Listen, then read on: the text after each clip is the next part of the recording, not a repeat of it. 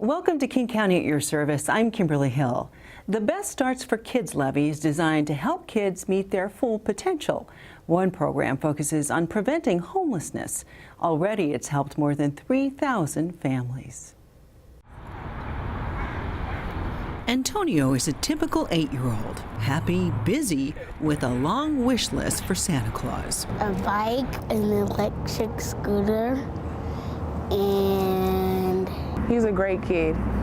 He's very, very about his mom. He loves me to pieces. That's my best friend. But Andrina and her best friend ran into some tough times this year. We were in a domestic violence situation. We were homeless. We slept in the car for a few days, just trying to get away from our situation. There are no words. It breaks my heart to think that a child sleeps in a car with their parent. It's sad. But Tanya was able to offer short-term help with a Best Starts for Kids levy program. The program is designed to prevent homelessness by stabilizing families. I had got laid off, and she saved me from homelessness, me and my son, helping us with rent and other things. She helped me with job search. Now I have like the best job ever. I feel like she's a blessing, her and the whole program. Case management is a key part because we help them with find jobs. We help them with their resumes. We role play interviewing skills. We take them to get clothes for interviews. It's always case by case, but the case management is key. In 2017, the program prevented more than 3,000 people in King County from becoming homeless. What we collectively want to do is allow each person to be able to stand on their own feet and take care of themselves and their families. And it often takes just a little bit of help to allow that to happen, and that's what this program is really all about. I have so much confidence now. Like, I get up every day, go to work, come home to my son, and I'm so thankful for her. And what does Antonio think of his mom? A really good person. She's very independent and a really good mom. Another Best Starts program is designed to keep kids healthy and in class. Councilmember Dave Upthegrove has more. Renton High School is a beautiful, historic school that serves more than 1,300 students. And now those kids have access to something else, a school-based clinic that provides health care. From primary care to mental health services to reproductive health to family planning. Immunizations, well-child checks, sutures, sort of injury or acute illness. And here's the important part. Students have access to all these services without having to miss too much class. Some of the bigger clinics have access issues where they can't book someone for like 3 weeks. An impacted ear, I can't irrigate it here in the school. I could irrigate it if I was in the family practice. And that's one of the things, they don't need to miss school. That's something very basic that our physician over in the Health Point Clinic could possibly assist with. Health Point received a grant from King County from the Best Starts for Kids program to help operate the clinic. I'm proud to have supported the funding because what could be more important than keeping kids healthy and in school? We have 6 classes here in high school, but if they miss 1 or 2 days, they're already behind. The idea is to try to get them to miss a minimal amount of school and get them right back into class. Students can also get lab work done at the clinic and get their prescriptions. The clinic does take insurance, but it's not mandatory. To find out more about the Renton High School Student Health Center, call 425-424-6310. Do you know what a chatbot is? Well, King County, along with Microsoft, is developing chatbots that could help you do something like file for a permit, but you'd be able to do it 24/7 in many different languages. Want to take out a tree? Upgrade old electrical? You'll need a permit for that. And they would ask you a series of questions. Well, what type of permit are you looking to do? And they can basically guide you into the process and say, so this is the form you need and this is what you need to do. But people like Charles Wesley from the city of Bellevue say technology makes everything easier. By making a chatbot, we can make it a lot more accessible to people. That's right, a chatbot. That little conversation starter on commercial websites moves to government. The bot is awake 24/7, 365, finds the permit you need by answering your questions in the language you use, not necessarily English and not government speak. We're essentially making it so that we can bring that real-time data into a format that doesn't require an awful lot of overhead to create, but creates a lot of value that is directly resulting in faster permit processing. And it's not just permits. Enter Ask Alma, a very smart multilingual chatbot. We called it Ask Alma for Ask Almost Anything, Ask Me Almost Anything. Alma the chatbot searches the hundreds of thousands of King County web pages to find your answer. But that's not all.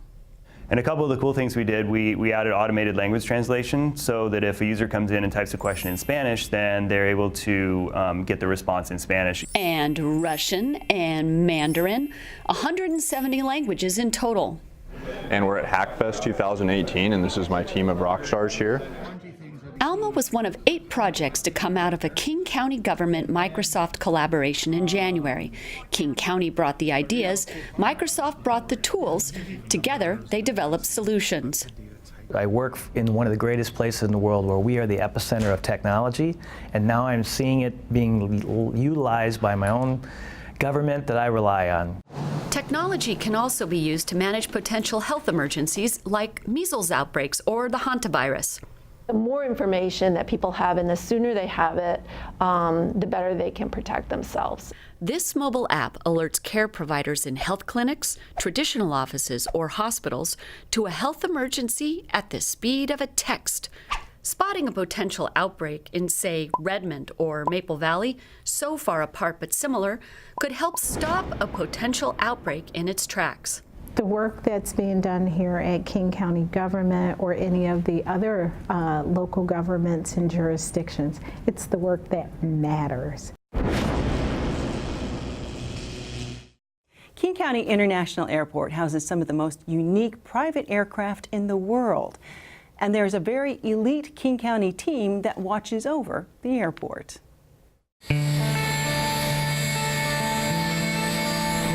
County International Airport, one of the busiest non-commercial airports in the country. Actually, we're busier than SeaTac. Supposedly about 200,000 takeoffs and landings a year. The big runway is 10,000 feet, not counting the safety at the end of it. And it's a runway used by some of the most expensive aircraft in the world. You name the type of aircraft, it comes here to Boeing Field. We have everything from the President of the United States in a 747 to corporate aircraft to cargo aircraft to personal aircraft. And a lot of soon-to-be delivered jets. So you'll see these coming and going all the time. You're looking millions of dollars. That's why the airport is patrolled 24/7 by a very specialized King County team. King County Airport Police and Fire. The Aircraft Rescue and Firefighting Unit, or ARF. They're trained in multiple disciplines. Police officer, firefighter, EMT. We're the fire department, the police department. So. But not just any department. They're trained to battle structure fires and fires in many different types of aircraft. You really have to know the difference, and we have to know our capabilities. You go through an aircraft, you find out how to turn the fuel off, how to turn off the batteries and disconnect them, how to shut the engines down. By FAA standard, we need to be there within 3 minutes to do that. The Sheriff's Office through the ARF unit really knows our business here, and the tenants know exactly who to call, and they know they'll have a fast response. And so for us, that's really important for safety and security. And that means constant training in places like the Fire Training Academy in North Bend. And I think the only other units in the Sheriff's Office that probably train like we do here are probably the SWAT team and Marine Dive Unit and specialty units like search and rescue and things like that. If we're not patrolling the airfield or working on some sort of active incident, then we're training. You learn all you can. Especially when it's your job to protect aircraft like these. They have ejection seats. They have canopies that will explode and fly off. Oh, it's a kick. It's great fun, and we've got probably the best seat in the house in here. And now the view is even better. This is King County International's new rescue fire station. It offers more space and newer technology. The cab is actually built with a window system that automatically tints and adjusts to the sunlight. So, yeah, it's much more modern than the old cab was. And there are sleeping quarters for 24-hour shifts. So we didn't have that in the old station. So you would have to, if you did have to spend the night here, you'd have to pull up a cot somewhere or something like that. And now we're going to have some sleeping quarters for them to be in. Important for a small team with a big job. There's 18 of us, and we're the only ones down here besides Boeing that can do it. You know, it's our job. That's what we're here for.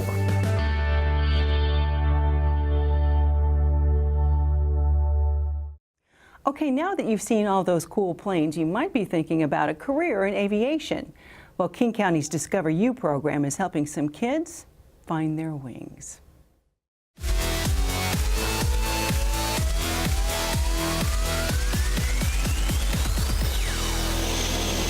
King County Airport is one of the busiest non-commercial airports in the country. But today, more than planes were taking flight. These kids are getting ideas for their own flight path.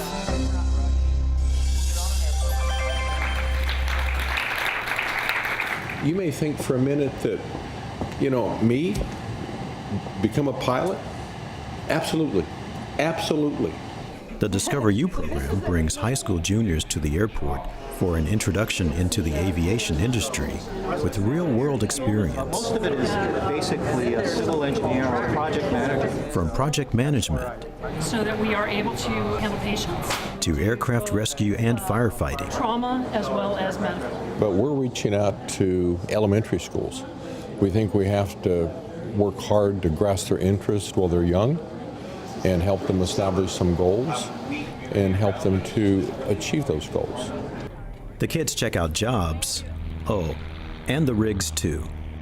I think it's really cool. I honestly kind of want to become a pilot now. Yeah, it's much better than a classroom. When we get heavy rains and stuff, we get a lot of seagulls. And there are powerful role models. I wasn't aware of this during my freshman and sophomore year. I didn't know that juniors had a chance to go out and choose what they want to do and get a quick taste of it to see how it is before they actually pursue a full-on career, which is really interesting and it's fun. Because with a little information, you never know what dreams will take flight. To find out more, visit kingcounty.gov/airport.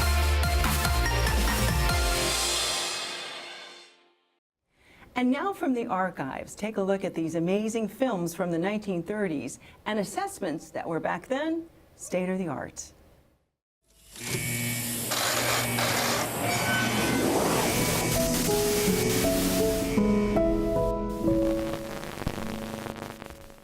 When shadows fall and trees whisper day is ending, my thoughts are ever wending home. Looking for old documents on your home? Well, fortunately, King County has a wealth of historic information thanks to a monumental survey project back in the 30s.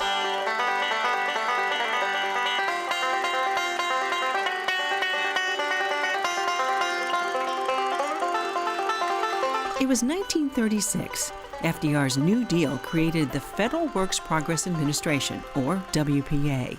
The goal? To help get people back to work. Roy B. Meissner was King County assessor. He pledged to create a more fair, equitable system for property taxes. Mr. and Mrs. Taxpayer, when seeking office, I promised to equalize the values of King County property. The county and the WPA partnered on the Land Use Survey Project. Over the next 4 years, it would employ more than 600 people to survey and document every structure in King County. The goal was to create a record-keeping system that could be sustained over years, and so that there would be systematic assessments. Because at the time, there were people who had, wildly unequal assessments. This mansion, located in the Highlands, costs approximately $70,000 to construct. The Taxes on this mansion last year were less than $15. This is the residence of an elderly woman who lives in a one-room shack. It was assessed by the previous administration at $300. It will be assessed at $20. These films were shot by Meisner's own home movie camera. Meisner's films portray not only the technical aspects of the work, including surveying and documentation of land use. It shows data collection as appraisers go house to house, literally measuring by hand.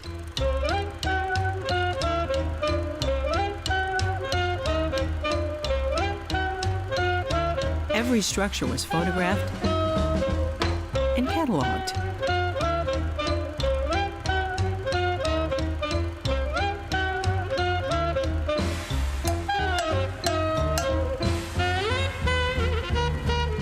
Mathematical calculations were systematically applied to determine value.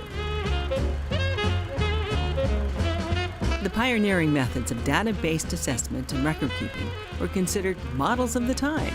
The system that they developed, these property cards, were actually maintained all the way into 1972. They were literally adding information to these cards all the way up to 1972, when then they started a new system of record keeping, but it speaks to the effectiveness of the program that those cards were maintained for that long. The survey also included an aerial survey. The intent was to use the aerial photography across the county to identify property that hadn't been identified, sort of to inform the survey, and also to correct maps that had been developed over time. Meisner also gives us a sense of the people, the employees. What I really love about the footage is that the candidness of it. It's really rare to see kind of non-Hollywood footage of people, just living their lives. To see more of Meisner's historic films, visit online exhibits at kingcounty.gov/archives. Thanks for joining us for King County at your service. I'm Kimberly Hill. Visit us online at kingcounty.gov/KCTV. See you next time.